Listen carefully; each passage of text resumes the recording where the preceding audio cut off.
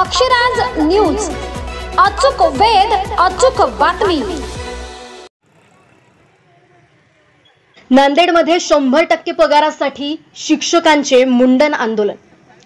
राज्यातील अंशतः तथा विनाअनुदानित प्राथमिक, माध्यमिक आणि उच्च माध्यमिक शाळेतील शिक्षकांचे अनुदानाच्या वाढीव टप्प्यासाठी राज्यभरातील जिल्हाधिकारी कार्यालयासमोर गेली 15 दिवसांपासून भर ऊन पावसात धरणे आंदोलन सुरू आहे।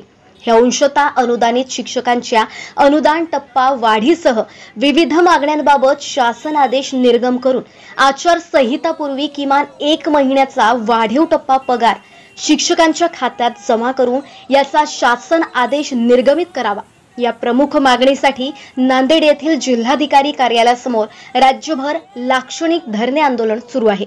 प्राध्यापक कैलास खानसोडे, प्राध्यापक तुकाराम वळसंगे, नामदेव गवडे, सोळंके, व्हीजी, दिगंबर माने, प्राध्यापक गणेश तरटे, प्राध्यापक उत्तम कांबळे, शिवप्रसाद चडगुलवार, सिद्धार्थ शिंदे आदी शिक्षकांनी मुंडन करत शासनाच्या विरोधात आक्रमक भूमिका घेतली।